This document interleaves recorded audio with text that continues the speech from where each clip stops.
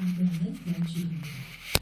오늘과 같이 이렇게 귀하고 참 좋은 날이지만 여전히 코로나19로 인해서 많은 교회들이 오늘 이 시간 예배당의 문을 굳게 닫은 채 예배하지 못한다는 것이 참 비통한 일인 것 같습니다. 그렇지만 우리는 이렇게 소수의 무리가 모였지만 이 자리에는 우리뿐 아니라 성부, 성자, 성령 하나님께서 함께 하시고 또 천군 천사가 함께하는 자리므로 어느 때보다 더 기쁨의 마음을 갖고 감사의 예배드리는 우리 모두가 되기를 주 이름으로 축원드립니다. 예배할 수 있다는 자체가 너무나 감사하지요. 우리가 기도할 수 있다는 것, 이렇게 모일 수 있다는 것, 이것이 얼마나 큰 은혜인지 모릅니다. 어느 때보다 더 감사하는 하루하루를 여러분 보내시기 바랍니다. 여러분, 예수 그리스도를 주로 믿고 그분을 영접함으로 인해서 우리는 하나님의 자녀가 되었습니다. 그런 우리를 세상에서는 그리스도인이라고 부르고 있죠. 그런데 그리스도인에게 가장 중요한 것은 바로 믿음이라고 했어요. 이 믿음을 기르는 데도 중요한 재료가 되는 요소들이 있습니다. 그 중에 하나가 바로 은혜입니다. 성도들은 은혜를 받기 위해서 기도원에 가거나 부흥회에 참석하거나 수련회에 참석을 하기도 하고 다양한 말씀 세미나에 참여하기도 합니다. 이것은 90년대 초까지만 해도 우리 한국교회가 가장 가진 장점, 큰 장점이자 부흥성장의 비결이었다고 그렇게 볼 수 있습니다. 말씀대로 우리는 모이기를 힘썼고 또 부르짖어 주님을 찾기를 원했고 그 가운데 분명히 많은 기적과 이적을 경험했기 때문에 오늘날까지 이 부흥의 여파로 인해서 한국 땅에 많은 교회와 성도들이 생겨나게 된 것입니다. 그런데 어느새 이 땅의 교회들 안에 기도회가 많이 사라졌어요. 부흥회가 점차 줄어들고 있고 초대교회 때 마가 다락방에서 일어났던 성령의 역사가 오늘날 교회 안에서 꺼져가고 있음을 우리가 보게 됩니다. 저와 같이 열렬히 은혜를 사모하는 성도들도 없고 주님을 간절히 찾는 자도 별로 많지 않아요. 성도들에게 꼭 은혜를 받아야 하는, 사모해야 하는 이유를 묻는다면 아마도 그 이유를 명확하게 말할 수 있는 성도가 있을까라는 생각이 듭니다. 여러분은 어떠십니까? 여러분 은혜를 사모하십니까?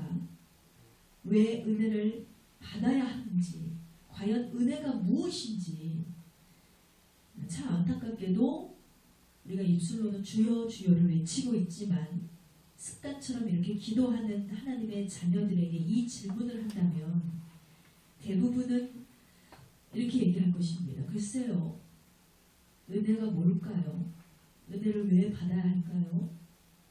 은혜가 꼭 필요할까요? 잘 모르겠네요. 생각해 본 적이 없어요. 라고 얘기할 것 같습니다.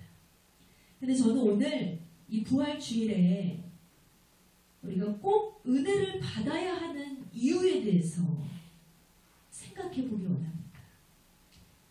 저는 여러분에게 꼭 이 말씀을 전하고 싶습니다.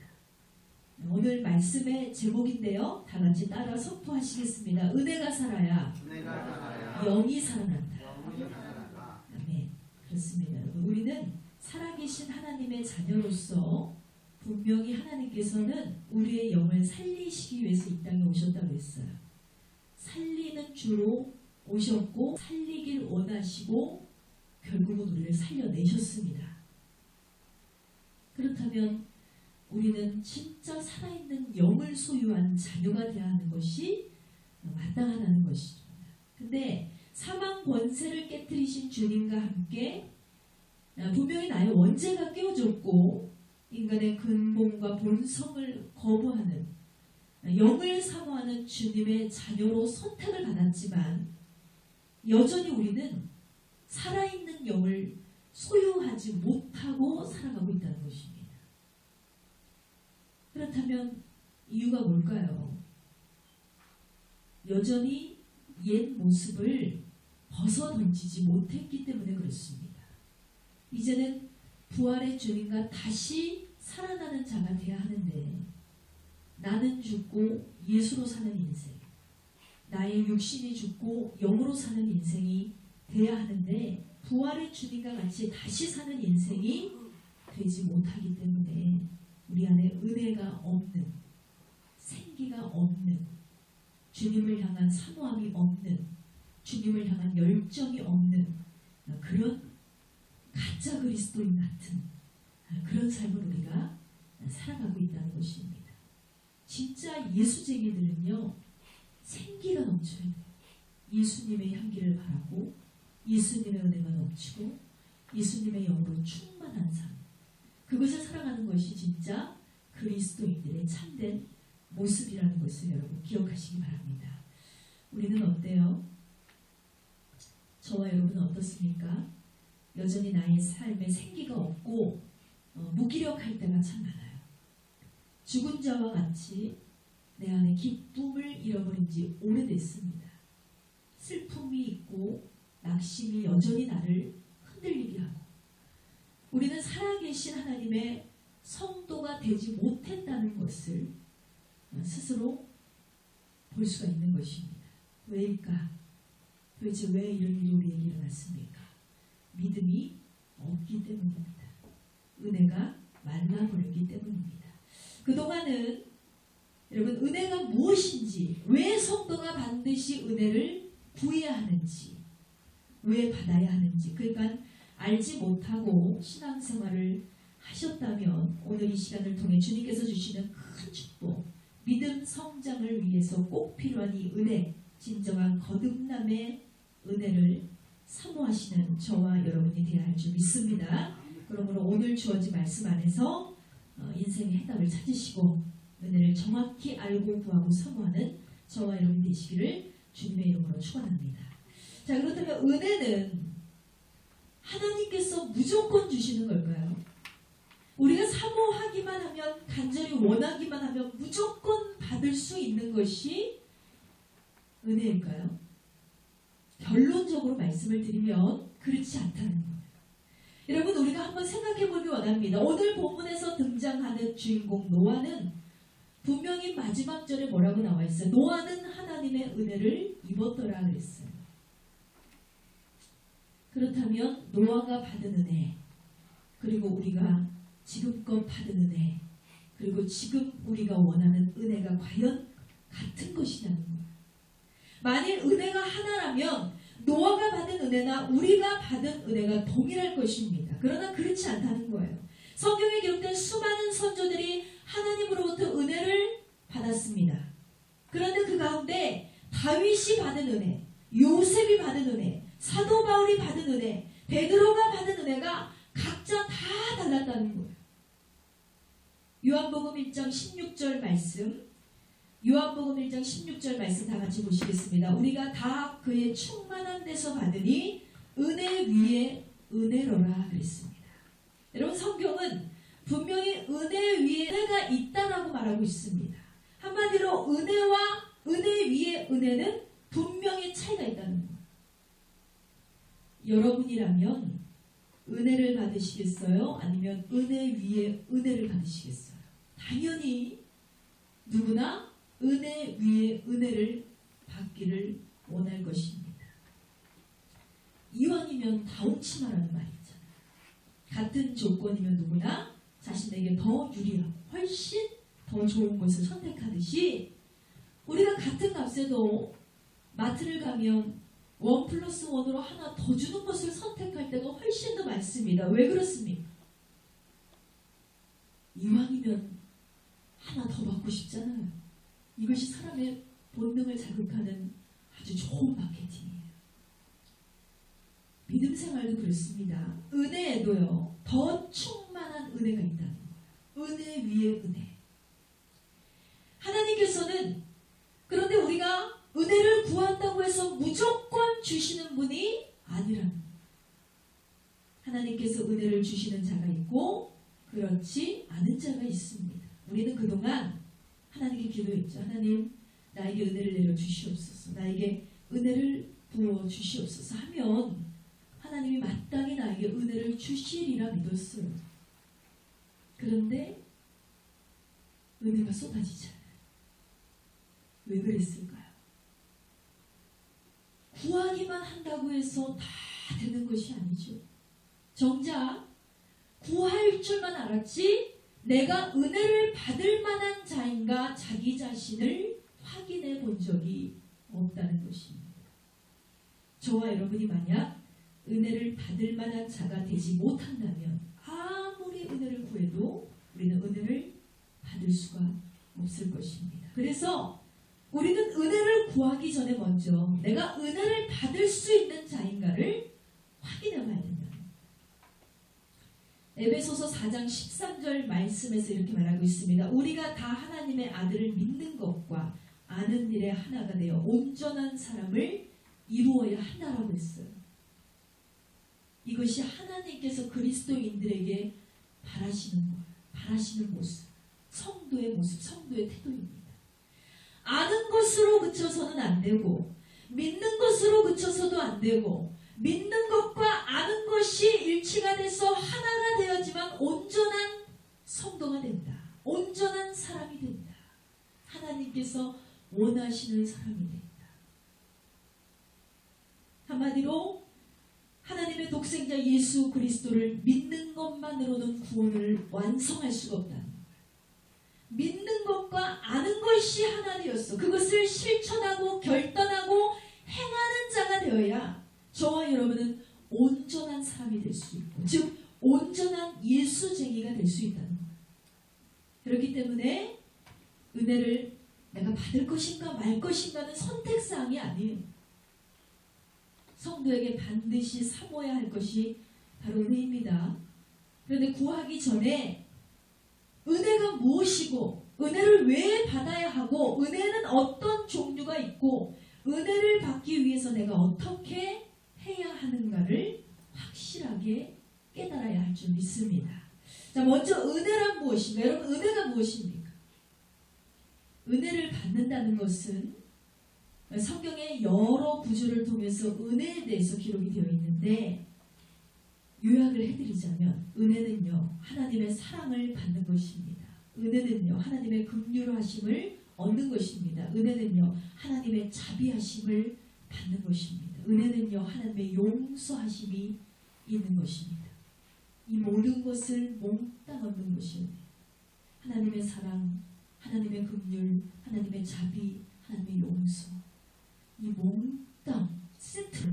물론 은혜라는 두 글자에는 더 많은 의미가 담겨 있습니다. 그렇지만 그럼에도 불구하고 하나님의 은혜를 가장 잘 나타내주는 것이 바로 사랑과 긍휼과 자비와 용서라는 거예요. 즉 저와 여러분은 하나님의 은혜로 하나님의 자녀가 되었고 불쌍히 여김을 받아서 하나님의 자비하심으로 죄에서 용서를 받게 된 성도가 되었다는 것입니다. 믿으십니까? 할렐루야. 그래서 우리는요 항상 기도할 때 이것을 잊어서는 안 돼요. 이 네 가지의 은혜를 부어주신 하나님 너무나 감사드립니다. 하나님 아버지는 너무나 나를 사랑하셔서 나를 자녀 삼아주셨어요. 사랑하셨어. 그리고 오늘도 나를 불쌍히 여겨주셔서 죄 많은 나에게 자비를 베풀어 주시고 넉넉한 은혜로 용서해 주심 감사드립니다. 우리가 늘 하는 기도 가운데 이 사랑과 긍휼과 자비와 용서의 하나님에 대한 감사가 항상 있어야 된다는 거예요. 우리는 사울이라는 청년을 성경을 통해서 아주 잘 알고 있습니다. 그는 예수가 싫어서 예수 믿는 자들을 핍박하고 박해하고 잡아다가 옥에 가두고 뿐만 아니라 죽이는데 아주 열심을 냈던 한 사람입니다. 사울은 스데반 집사가 순교를 당할 때에도 그를 돌로 치는 자들의 겉옷을 야무지게 챙겨줄 만큼 예수님을 미워했던 사람이에요. 아주 싫어했어요. 그런데 이렇게 기독교인들을 적극적으로 핍박했던 사람이 어느 날 변화가 됐습니다. 어느 날 이방인의 사도가 됐어요. 바로 주의 종이 됐다는 거죠. 어떻게 이런 일이 일어났습니까? 바로 하나님의 은혜를 입었기 때문입니다. 하나님의 은혜를 깨달았기 때문입니다. 나를 사랑하시고 나를 긍휼히 여기시며 나에게 자비를 베푸시고 이런 나를 용서하시는 하나님, 그 독생자 예수 그리스도, 그분을 만난 이후에 이 은혜를 깨달아서 자신의 가는 길을 멈추고 핍박자의 길을 멈추고 이제는 주의 길로, 주의 종으로, 예수쟁이로, 복음 전파자로 그런 삶을 끝까지 살아냈다는 거예요. 그래도 하나님께서는요, 크신 은혜와 사랑으로 사도 바울을 불쌍히 여기시고 자비를 베풀어 주셔서 그는 살인자였습니다. 그렇지만 그를 용서해 주셨어요. 이것이 바로 은혜입니다. 그래서 하나님의 용서하심을 입고 사도 바울이 얻게 된 새 이름이 뭐예요? 바울이죠, 바울. 하나님의 은혜를 입은 사울의 이름을 바울로 바꿔주셨어요. 원래 사울이라는 이름의 뜻은 큰 자라는 뜻을 가지고 있습니다. 그런데 바울이라는 이름의 뜻은 작은 자라는 뜻을 가지고 있습니다. 참 재밌죠? 예수를 믿기 전에는 세상에서 큰 자였어요. 그런데 예수를 믿고 난 다음에 세상에서 그는 작은 자가 되었습니다. 그렇지만 역전의 하나님은 어때요? 작은 자로 부르셨지만 그를 천국에서 더욱더 큰 자로 세우시지 않았습니까? 하늘의 영광을 모두 맛보는 큰 자로 쓰임받게 하셨고 큰 자로 사랑하게 하셨습니다. 이것이 바로 하나님의 은혜입니다. 예수님께서 어느 날 사울에게 나타나셨습니다. 사울아, 사울아, 나는 내가 핍박하는 예수다. 예수님의 음성을 듣고 사울의 모든 악함이 무너졌어요. 예수님의 부르심을 받고 그의 모든 죄가 사해졌습니다. 누구보다 열심히 주를 전하고 주를 위해 살고 주를 위해 죽는 자가 바로 사도로 칭함을 입은 사도 바울이 되었다는 것입니다. 이렇게 하나님의 은혜를 입은 사도 바울은 고린도전서 15장 10절을 통해서 이렇게 고백하고 있습니다. 그러나 내가 나 된 것은 하나님의 은혜로 된 것이니 내게 주신 그의 은혜가 헛되지 아니하여 내가 모든 사도보다 더 많이 수고하였으나 내가 한 것이 아니요 오직 나와 함께 하신 하나님의 은혜로라 그랬습니다. 여러분, 이것이 바로 하나님의 은혜입니다. 하나님의 선물이고 하나님의 축복임을 기억하시기 바랍니다. 제가 고등학교 3학년 때 방언을 받았어요. 당시 저의 믿음은 온전한 믿음이 아니었습니다.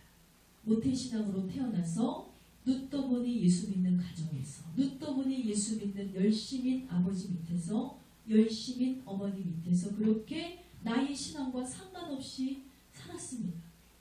그냥 하나님이 계신가 보다. 그것이 저의 신앙의 전부였습니다. 그래서 저는 예배하는 순간순간이 형식적이었고 봉사하는 순간순간이 의무적이었고 하나님을 찬양하는 순간순간이 책임감이었습니다. 목사의 딸이었기 때문에, 예수 믿는 가정이었기 때문에 의무와 형식과 책임감으로 똘똘 뭉친 그런 신앙생활을 했다는 거예요. 근데 참 다행인 것은, 그래도 참 모태신앙이 귀하다고 여긴 것은 뭐냐면 태어나서 한 번도 하나님의 살아계심을 부인해 본 적은 없어요. 진짜 계시구나. 진짜 계셔.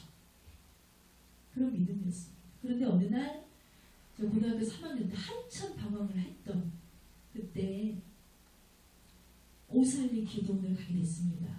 당시에 저희 교회 청소년들과 함께 오살리 기도원에 갔는데 미국계 출신인 스카플레너 목사님께서 그곳에서 청소년 집회를 하고 계셨어요.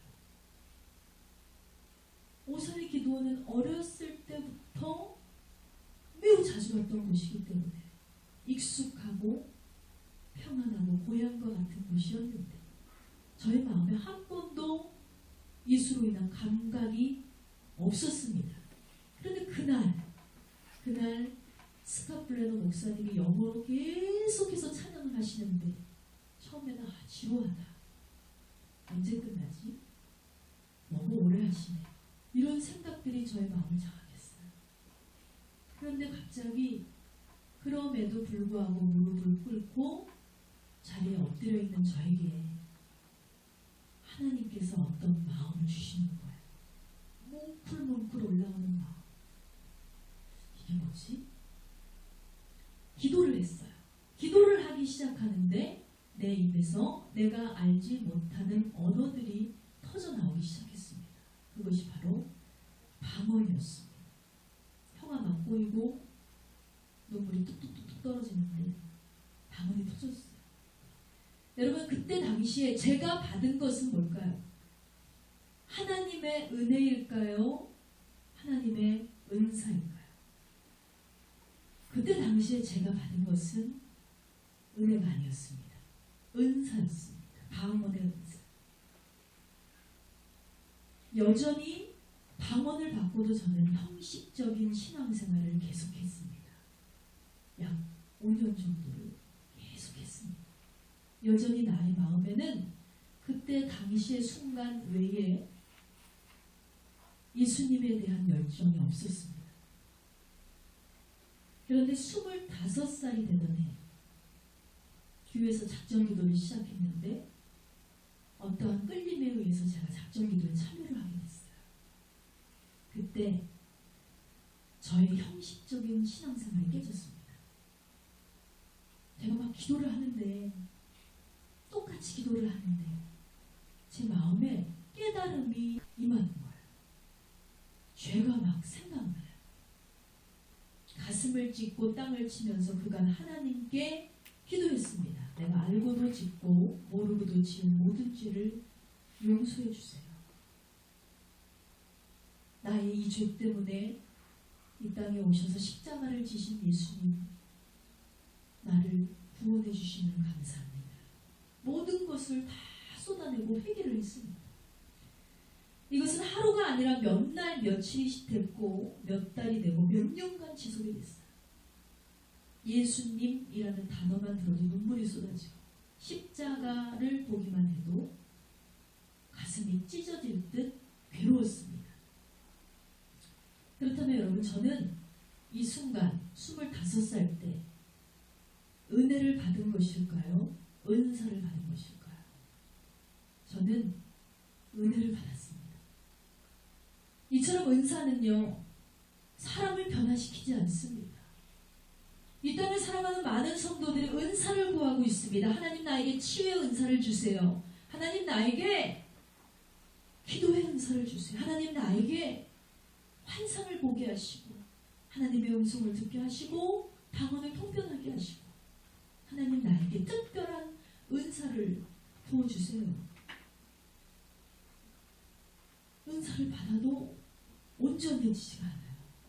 은사를 받았는데 그때뿐이에요. 은사를 받았다고 해서 성도가 되고 은사를 받았다고 해서 목회자가 되고 은사를 받았다고 해서 봉사를 하고 그런데 여전히 내 삶이 달라지지 않는 거예요. 은사를 받았다고 해서 온전한 성도가 되지 않습니다. 은사를 받았다고 해서 온전한 목회자가 되지 않습니다. 은사를 받았다고 해서 충만한 기독교인이라 말할 수가 없습니다.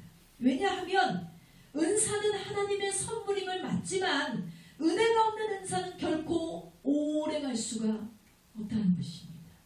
제가 경험했어요. 방언을 받으면 달라질 줄 알았어요. 하나님의 음성을 들으면 달라질 줄 알았어요. 방언을 받고 하나님의 음성을 듣고 하나님의 은혜를 받아서 말씀의 은사도 받았지만 내 마음이 주를 향한 나의 마음이 달라지지가 않는 거예요.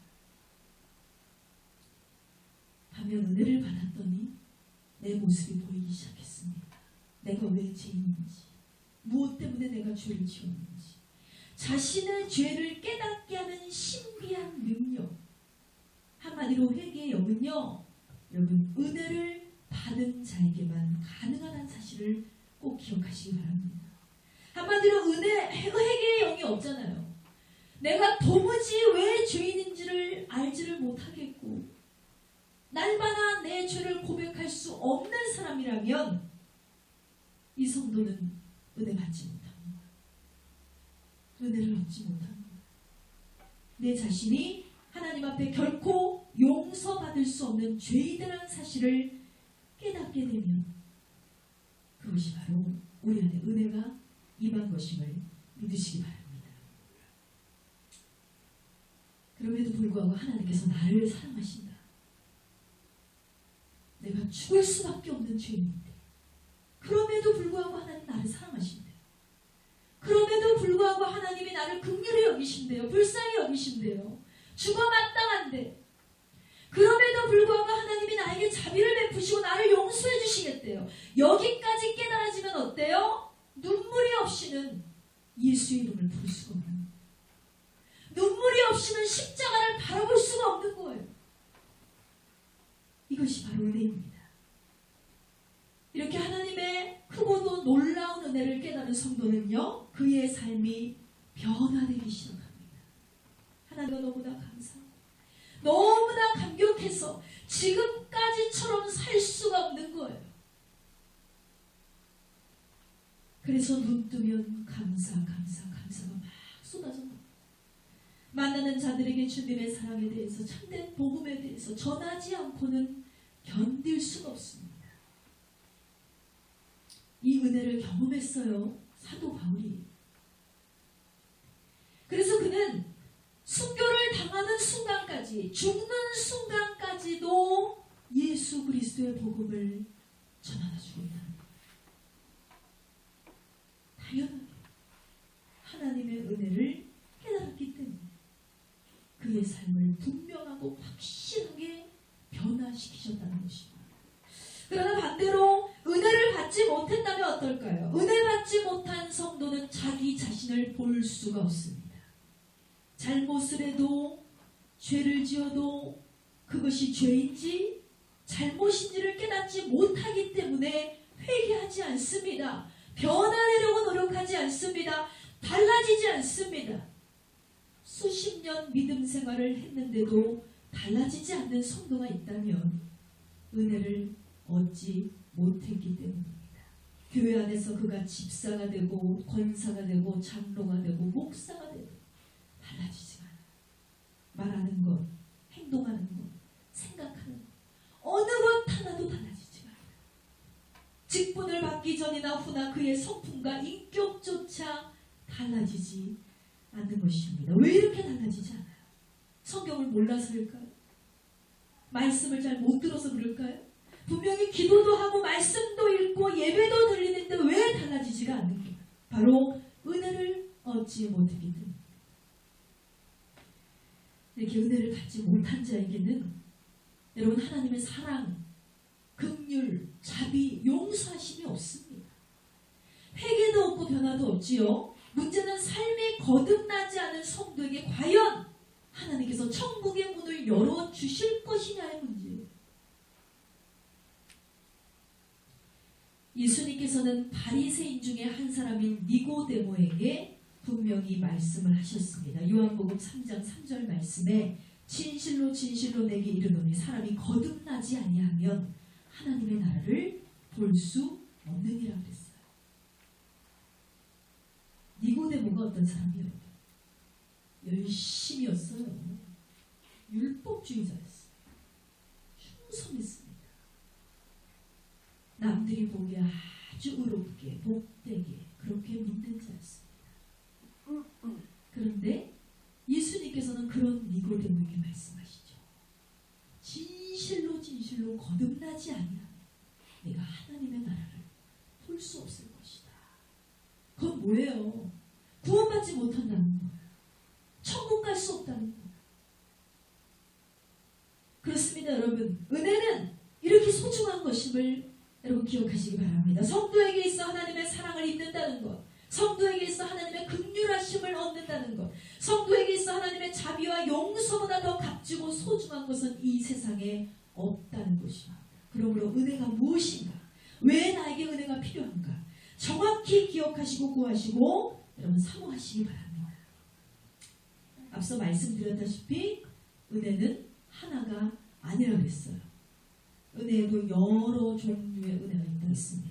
하나님께서는 성도의 믿음에 따라 각각 다른 은혜를 부어주십니다. 야고보서 2장 17절 말씀 다 같이 보시겠습니다. 야고보서 2장 17절입니다. 이와 같이 행함이 없는 믿음은 그 자체가 죽은 것이라 그랬습니다.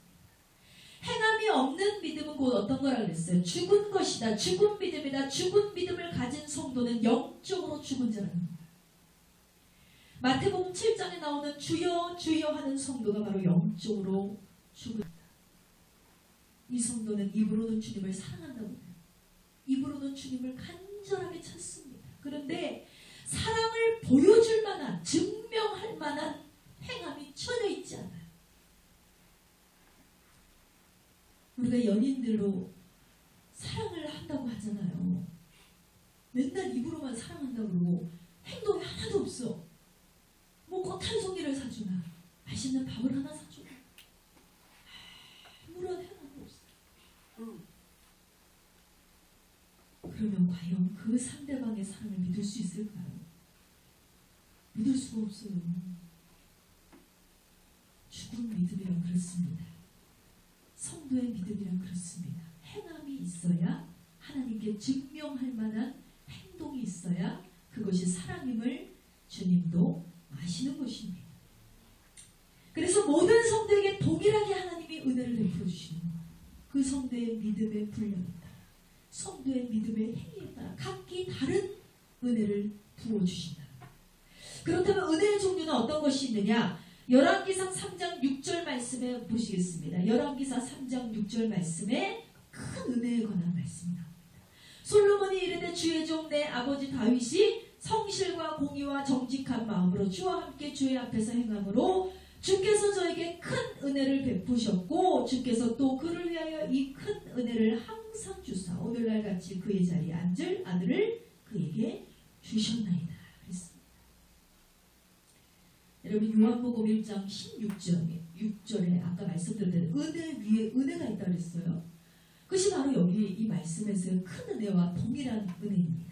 하나님께서는 그의 믿음과 행함을 보시고 어떤 성도에게는 은혜를 주시고 어떤 성도에게는 그냥 은혜가 아니라 은혜 위에 은혜를 주시고 더 큰 은혜를 부어주신다는 거예요. 또 느헤미야 13장 22절 말씀, 느헤미야 13장 22절 말씀 중반부부터 보시기 바랍니다. 내 하나님이여 나를 위하여 이 일도 기억하시옵고 주의 크신 은혜대로 나를 아끼시옵소서 했습니다. 하나님께서 특별히 아끼시는 성도가 있습니다. 아낀다는 것은 뭐예요? 소중하게 다룬다는 의미예요. 우리가 만물의 주인 되시는 하나님으로부터 돌봄과 사랑을 받는다는 자체가 기적입니다. 그런데 이 놀라운 기적에도 불구하고 하나님께서 또 특별하게 아끼시는 자가 있다. 그런 자들에게는 긍휼과 자비율을 더욱 충만히 공급하셔서 그가 실수를 할지라도 잘못을 할지라도 보듬어 주시고 피할 길을 주시며 용서해 주신다는 거예요. 크신 은혜. 얼마나 큰 은혜야. 이처럼 하나님께서는요 아끼시는 자들을 위해서 이렇게 은혜 위에 은혜, 더 큰 은혜를 예비해 두셨다는 사실을 여러분 기억하시기 바랍니다. 이왕이면 우리가 큰 은혜를 받아야 되지 않겠습니까? 은혜 위에 은혜를 받아야 되지 않겠습니까? 이왕이면 우리가 이렇게 더 놀라운 축복을 받아야 되지 않겠습니까? 근데 성경에 보니까 은혜의 종류가 또 있어요. 풍성한 은혜입니다. 고린도후서 8장 7절 말씀 다 같이 보시겠습니다. 고린도후서 8장 7절에 오직 너희는 믿음과 말과 지식과 모든 간절함과 우리를 사랑하는 이 모든 일에 풍성한 것 같이 이 은혜에도 풍성하게 할지니라 그랬어. 그럼 풍성하다는 말은 예를 들어서 이 컵에 물이 가득 차 있어요. 그런데 물이 이미 찼음에도 불구하고 이곳에 계속해서 물을 부어요. 그럼 어떻게 돼요? 이 컵에 물은 넘치게 되어 있습니다. 바로 이것이 풍성합니다. 이미 가득 있음에도 불구하고 또 부어지고 또 부어지고 또 부어지는 이것이 풍성한 은혜. 얼마나 좋은 거예요. 너무 좋잖아요. 고린도후서 9장 14절 말씀에 보면 또 다른 은혜가 기록되어 있습니다. 지극한, 또 그들이 너희를 위하여 간구하며 하나님이 너희에게 주신 지극한 은혜로 말미암아 너희를 사모하느니라 하였습니다. 이 말씀에 기록된 지극한 은혜라는 말은요, 말로 표현할 수 없이 크고도 놀라운 하나님의 사랑을 담고 있는 거예요. 또 이사야서 55장 3절 말씀에 보면 마지막으로 소개할 은혜가 기록되어 있습니다. 이사야서 55장 3절에 너희는 귀를 기울이고 내게로 나와 들으라. 그리하면 너희의 영혼이 살리라. 내가 너희를 위하여 영원한 언약을 맺으리니 곧 다윗에게 허락한 확실한 은혜이라 그랬습니다. 하나님께서는 그의 마음을 어떻게 보셨어요? 그는 나에게 합한 자다 이렇게 말씀하셨죠. 다윗을 위해서 확실한 은혜를 얘기하셨다. 정말 다윗은 어떤 자입니까? 보잘것없는 목동 출신의 왕입니다. 그런데 하나님께서는 양치는 자였던 그에게 어떤 말씀을 주셨습니까? 내가 먼 장래에 너를 이스라엘의 존귀한 자로 세우겠다. 이것은 뭐였어요? 왕으로 세우시겠다는 하나님의 언약이었습니다. 이 언약이 변치 않음을 보증하시기 위해서 하나님께서 다윗에게 확실한 은혜를 부어주셨다. 이 은혜를 받은 다윗은 실로 어떻게 됐어요? 양치는 자에서 이스라엘을 통치하는 왕, 그렇게 쓰임을 받았다는 것입니다. 이처럼 하나님께서는 모든 성도를 다 똑같이 사랑하시는 것이 아닙니다. 특별히 더 사랑하는 성도에게는 하나님의 특별한 사랑을 부어주시고 은혜 위에 은혜를 부어주시고 큰 은혜를 부어주시고 풍성한 은혜를 부어주시고 지극한 은혜를 부어주시고 확실한 은혜를 부어주신다는 것입니다. 우리가 이런 특별한 은혜를 경험하기 위해서 어떻게 된다? 하나님께 나의 믿음을 보여드려야 된다. 나도 하나님께 주님 사랑합니다 입술로만 하는 것이 아니라 확실한 믿음을 보여드려야 된다. 믿음으로 행하는 자가 저와 여러분이 되어야 될 줄 믿습니다. 이처럼 우리는 말씀을 통해서 은혜의 종류를 한번 확인해 봤어요. 그리고 각각 은혜를 받았을 때 하나님께서 어떤 영적인 축복을 주시는지 우리가 확인을 했습니다. 이 말씀이 여러분 믿어지신다면 여러분의 심령에도 이제 은혜를 사모하는 마음이 생겨야 돼요. 내가 반드시 은혜를 받아야 된다. 문제는 앞서 말씀드렸다시피 내가 은혜를 받을 만한 자인가 아닌가를 확인해 봐요. 어떻게 하면 이런 귀한 은혜를 받을 수가 있겠냐는 거예요. 앞서 말씀드렸다시피 무작정 우리가 때를 쓴다고 해서 하나님은 은혜를 주시는 분이 결코 아니라고 그랬습니다. 근데 참 다행히도 성경에 보니까 은혜를 받을 수 있는 방법이 세 가지가 나와 있어요. 그 첫 번째가 바로 정직입니다. 잠언서 14장 9절 말씀에 보면 미련한 자는 죄를 심상히 여겨도 정직한 자 중에는 은혜가 있느니라 그랬습니다. 그렇습니다. 여러분 성경은 분명히 정직한 자 중에 은혜가 있다라고 말하고 있어요. 시편 36편 10절 말씀 보십시오. 주를 아는 자들에게 주의 인자하심을 계속 베푸시며 마음이 정직한 자에게 주의 공의를 베푸소서 했습니다. 여러분 우리가 믿는 하나님께서는 마음을 감찰하시는 분임을 기억하시기 바랍니다. 그래서 하나님께는 우리가 어때요? 우리의 속내를 속이고 싶어도 감추고 싶어도 감출 수가 없어요. 무지한 인간은 우리가 얼마든지 속일 수 있습니다. 그러나 하나님을 속일 수가 없다는 거예요. 다 드러납니다. 그러므로 우리는 하나님 보시기에 정직한 성도가 되는 거예요. 사람 비유 맞추고 사람 보기에 그럴듯한 모습으로 지내는 것이 아니라 우리의 마음을 감찰하시고 우리의 속내를 다 드러내시는 하나님 앞에 정직한 모습을 보여야 될 줄 믿습니다. 이 정직이라고 마음이 정직해야 돼요. 그의 행실이 정직해야 돼요. 우리의 말이 정직해야 돼요. 우리는 감히 하나님 앞에 온전해질 수가 없는 사람들입니다. 정직해질 수 없는 사람들입니다. 그러나 정직한 자가 되기 위해서 노력을 해야 된다. 우리가 입술로는 주님을 사랑한다고 하지만 사실 가짜일 때가 많아요. 우리가 아무렇지도 않게 주님을 사랑한다고 하지만 주일날 예배 대신에 나를 위한 여행을 선택하는 성도들이 이 땅에 많습니다. 그가 말하는 사랑이 진짜인가요? 그가 주를 사랑하는 게 맞습니까? 주님을 사랑한다면, 주님이 제일이라면 어찌 하나님께 올려드리는 예배 대신 여행을 갈 수가 있어? 11조 대신 내 옷 한 벌을 더 사고, 어려운 이웃을 향해 베푸는 손길 대신 내 통장을 채워나가기 바쁩니다. 주님을 사랑한다고 하지, 정작 주님을 위해서 하는 것은 아무것도 없어요. 이런 자들의 마음이 과연 정직한 자의 마음일까요? 이런 사람들의 마음이 과연 우리의 마음이 아닌가? 저와 여러분이 확인해 보길 바랍니다. 또한 행실이 정직하다는 건 뭐? 잠언서 13장 6절 말씀 보시기 바랍니다. 공의의 행실이 정직한 자를 보호하고 악은 죄인을 패망하게 하느니라 했습니다. 우리의 마음이 정직해지면 그의 행위도 정직해지기 마련입니다. 성도 중에는 교회 안에 있을 때와 교회 밖에 있을 때의 모습이 전혀 다른 사람들이 있어요. 교회 밖에서는 세상 사람들과 다를 바 없이 살아요. 세상의 가치관을 따라, 세상의 행동을 따라 살아요. 그렇게 살아가는 자는 참 많습니다. 누가 봐도 이런 사람들은 뭐예요? 예수 믿는 자로 보이지가 않는 거예요. 구분이 안 돼요. 그러니 믿는 사람들도 깜짝깜짝 너 교회 다녔어?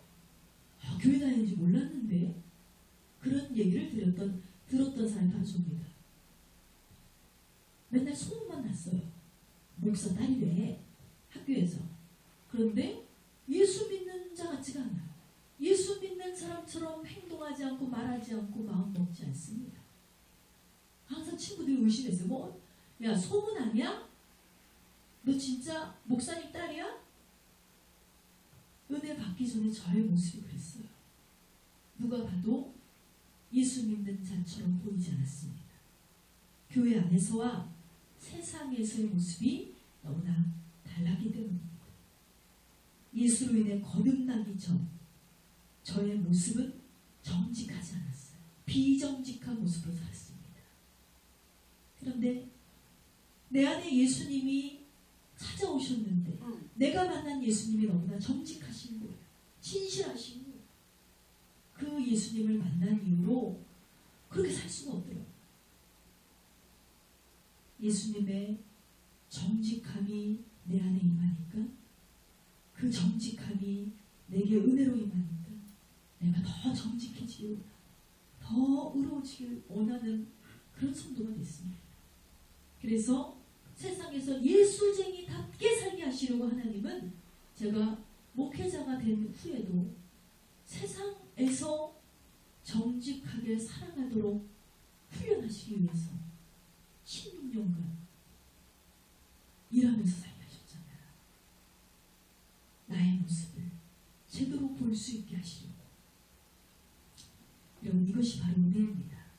우리가 지켜내야 할 정직, 이것은 마음도 정직해야 되고 행동도 정직해야 되고 말도 정직해야 된다고 했어요. 예를 들면 그런 거예요. 어느 날 단위에서 선포되는 설교가 내 이웃을 내 몸과 같이 사랑하라 그랬어요. 어떤 성도가 그 설교를 듣고 아멘 주여 믿습니다 막 그랬습니다. 그런데 정작 그 성도는 아멘 주여 믿습니다, 내가 그렇게 행하길 원합니다, 내가 그렇게 살기를 원합니다 선포했지만 그의 삶에는 늘 미움이 있어요. 나를 힘들게 하는 엄마에 대한 미움, 나를 괴롭게 하는 남편에 대한 미움, 나를 질투나게 하는 내 친구에 대한 미움이 끊임없이 그의 마음을 장악해요. 정작 아멘이라고 말했지만 그는 절대로 형제를 사랑하지 않습니다. 더욱이 나에게 해를 끼치고 질투가 나게 하고 모함하는 형제는 더 미워하고 증오하는 거예요. 이런 성도의 마음에 품고 있는 생각과 입술의 고백이 어때요? 다릅니다. 달라요. 말로는 정직을 선포하고 있지만 그는 정직하게 살고 있지 않다는 거예요. 여러분, 하나님께 은혜를 받는 일을 절대로 가볍게 생각하지 마세요. 마음이 정직하지 않고 행실이 정직하지 않고 말이 정직하지 않은 자는 결코 하나님의 은혜를 받을 수 없다는 사실을 기억하시기 바랍니다. 그러므로 우리가 하나님의 사랑과 하나님의 긍휼과 하나님의 자비 자비와 하나님의 용서를 얻기 위해서는 먼저 정직한 성도가 돼야 할 줄 믿습니다. 두 번째로 우리가 은혜를 얻기 위해서 실천사항은 바로 겸손한 자가 됩니다. 이 땅에 겸손의 왕으로 오신 예수 그리스도. 베드로전서 5장 5절은 이렇게 말씀하고 있습니다. 젊은 자들아 이와 같이 장로들에게 순종하고 다 서로 겸손으로 허리를 동이라. 하나님은 교만한 자를 대적하시되 겸손한 자에게는 뭘 주시다 했어요? 은혜를 주시느니라. 또 잠언서 3장 34절 말씀 보시겠습니다. 진실로 그는 거만한 자를 비우시며 겸손한 자에게 뭘 주신다 그랬어요? 은혜를 베푸시느니라 했어요. 결론적으로 하나님의 은혜를 얻기 위해서 성도는 겸손한 자가 되어야 될 줄 믿습니다. 성경에 기록된 겸손이란 뭐예요? 나보다 상대방을 낮게 여기는 것입니다. 나의 유익보다 상대방의 유익을 먼저 생각하고 나의 입장보다 상대방의 입장을 먼저 생각하고 다른 사람에게 인정받고 환영받고 섬김을 받으려고 하는 것보다 내가 먼저 사랑하고 내가 먼저 이해하고 내가 먼저 용서하고 내가 먼저 섬기는 그런 자의 모습으로 겸손한 자의 모습이라는 것입니다. 또 잠언서 15장 33절에서 겸손은 종귀의 앞장이다 그랬어요. 또 잠언서 29장 23절은 마음이 겸손하면 영예를 얻는다 그랬습니다. 마음이 겸손하면 영예를 얻는다. 이 밖에도 겸손한 자를 하나님께서 붙드시고 겸손한 자를 구원으로 아름답게 하신다고 성경 구석구석을 통해서 겸손한 자를 기뻐하시는 하나님을 우리는 확인할 수 있는 것입니다. 더 확실한 건 뭐예요? 겸손한 자에게 부어주시는 은혜가 놀랍다는. 반면에 교만한 자는 하나님은 어떻게 하신다 그랬어? 교만은 패망의 선봉이다. 교만한 자는 하나님의 심판을 받을 것이다. 하나님이 교만한 자를 미워하신다. 교만한 자는 하나님 결코 용납하지 않으신다고 분명히 성경은 기록되어 있습니다. 여러분, 하나님께서 교만한 자를 얼마나 미워하시는지 올바로 깨달으시기 바랍니다. 그러므로 우리는 겸손한 자가 되었어. 폭포수와 같은 은혜를 얻는 저와 여러분이 되시기를 주님의 이름으로 축원합니다. 세 번째로 우리가 은혜를 얻기 위해서 해야 될 사항은 바로 간절하게 기도하는 자가 되어야 된다는 것입니다. 욥기서 33장 26절 말씀 다 같이 보시기 바랍니다. 그는 하나님께 기도함으로 하나님의 은혜를 베푸사 그로 말미암아 기뻐 외치며 하나님의 얼굴을 보게 하시고 사람에게 그의 공의를 회복시키시느니라 그랬습니다. 여러분, 정직하고 겸손한 자가 하나님 앞에 간절히 기도하는데 하나님이 어떻게 보시는 거예요? 너무 기쁘게 보시는 거예요. 우리가 하나님이라도 은혜를 베풀어 주고 싶지요. 정직하고 겸손하고 하나님께 간절히 기도하고 뭐 빠지는 게 없어요. 욥이 그랬습니다. 모든 것을 다 잃었던 욥이 이전의 복의 10배 축복을 받을 수 있었던 이유가 바로 이거였다는 거예요. 겸손했지요. 그는 하나님 앞에 정직했습니다. 그는 하나님 앞에 간절히 기도했습니다. 이것이 하나님 앞에 합한 자였기 때문에 하나님은 그를 시험하시고 이전의 축복보다 10배 축복을 주셨음을 기억하시기 바랍니다. 시편 66편 19절은 이렇게 기록합니다. 그러나 하나님이 실로 들으셨음에 내 기도 소리에 주의하셨도다 그랬습니다. 여러분, 정직하고 겸손한 성도가 간절히 기도할 때 하나님을 생각하시는 거예요. 내 사랑하는 자녀에게 무슨 일이 일어났나? 저에게 무슨 아픔이 있나? 왜 이렇게 간절히 기도하지? 하나님이 우리를 주의 깊게 보시고 주의 깊게 우리의 기도를 들으신다는 것입니다. 얼마나 이 땅에 기도하는 사람들이 많습니까? 하나님께 부르짖는 성도는 많습니다. 그런데 하나님은 누구에게 먼저 복을 주실 것인가, 누구에게 은혜를 끼칠 것인가를 어떻게 결정하신다고 그랬어요? 정직하고 겸손하고 간절히 기도하는 자, 이런 자를 찾아서 복을 주신다는 사실을 여러분 기억하시기 바랍니다. 그래서 이런 자들은 어떤 은혜를 받아요? 시편 60편 5절 말씀입니다. 주의 사랑하는 자를 건지시기 위하여 우리에게 응답하소 오른손으로 구원하소서 했습니다. 바로 간절한 기도에 귀를 기울이신 하나님께서 이 모든 것이 합한 성도에게 사랑하는 자를 문제로부터 건져주시고 질병으로부터 건져주시고 고난으로부터 건져주시고 괴로움으로부터 건져주시고 오른손으로 우리를 구원해주시고 응답하신다고 분명히 말씀하고 있습니다. 이와 같은 응답이 우리 은혜교회 성도들 저와 여러분에게 임하게 될 줄 믿습니다. 성경에는 정말 수많은 선조들의 눈물의 기록이 기록되어 있습니다. 그래서 저는 정말 간절히 간절히 기도했어요. 여러분, 한나의 기도를 아십니까? 한나의 기도. 그는 자식이 없어서 고통받았다고 했어요. 그래서 하나님께 간절히 기도해서 얼마나 간절히 기도했으면 마치 한나가 술에 취한 듯 했다고 했어요. 그러나 그는 술을 먹지 않았어요. 그만큼 고통스러운 자신의 마음을 솔직하고 진실하게 하나님께 고백했을 때 결국 어떻게 됐습니까? 한나는 자식을 얻게 됐습니다. 한나가 낳은 자식이 누구예요? 사무엘 선지자. 시대적 선지자, 위대한 선지자, 이스라엘의 지도자로 섰던 사무엘 선지자를 낳게 되었음을 믿으시기 바랍니다. 절대로 하나님은요, 헛으로 우리의 인생을 허비하게 내버려 두지 않으세요. 이루어 주신다는 거예요. 이루어 주세요. 또 죽음을 눈앞에 뒀던 히스기야의 기도를 우리는 기억합니다. 히스기야는 하나님께 눈물을 뿌려서 간절히 기도를 했더니 하나님께서 어떻게 하셨어요? 그의 기도를 받으시고 그의 생명을 15년이나 연장시켜 주셨다고 했습니다. 이것이 바로 은혜입니다. 또 요나를 통해서 심판의 경고를 듣게 된 느니의 왕과 백성들은 어때요? 주저하지 않고 요나의 심판의 경고를 듣는 순간 그들은 곧장 하나님 앞에 자신들의 죄를 회개했습니다. 왕을 비롯해서 짐승들까지 전부 베옷을 입고 죄를 무릅쓰고 물조차 마시지 않은 채 간절하게 금식 기도를 했다고 했어요. 그랬더니 어떻게 됐어요? 하나님께서 저들에게 긍휼을 베푸시사 용서하셔서 니느웨 성을 멸망당하게 내버려 주지 않으시고 저들을 살려주셨음을 여러분 기억하시기 바랍니다. 이와 같이 하나님께서 베푸시는 은혜는 크고도 놀랍습니다. 하나님께서 베푸신 은혜는 너무나 감동적인 거예요. 자, 말씀의 결론을 맺겨납니다. 사랑하는 성도 여러분, 오늘날 우리가 사는 세상은 하나님의 심판을 두려워하지 않습니다. 하나님의 심판을 두려워하지 않기 때문에 많은 성도들은 하나님이 주시는 은혜에도 관심이 없습니다. 그러나 분명한 것은 성경은 거짓말을 하지 않는다는 것이고 하나님은 살아서 오늘 이 시간도 분명하게 역사하시는 분이라는 것입니다. 하나님께서 이 땅을 심판하러 분명히 오실 것이고 그 누구도 피할 수는 없다는 겁니다.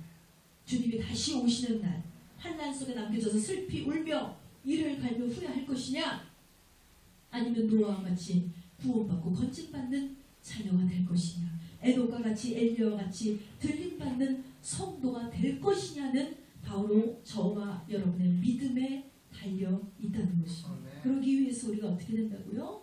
믿음을 키워나가려면 은혜를 반드시 받아야 됩니다. 우리의 믿음, 우리의 노력만으로는 우리는 결코 순결한 신부로 준비될 수가 없다는 것입니다. 그러므로 여러분 은혜를 사모하십시오.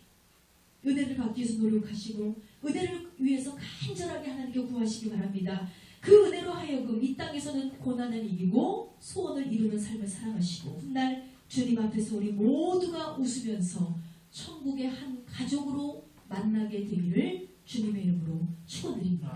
이 시간 다 같이 기도하기로 합니다. 하나님께 간절히 기도할 때 하나님, 지금까지는 내가 예수 믿는 자로 살았지만 은혜가 무엇인지, 왜 은혜를 받아야 되는지, 왜 은혜를 사모해야 하는지, 은혜가 도대체 어떤 축복인지를 알지 못하고 살았습니다. 그러나 이제는 오늘 확실히 깨달았습니다.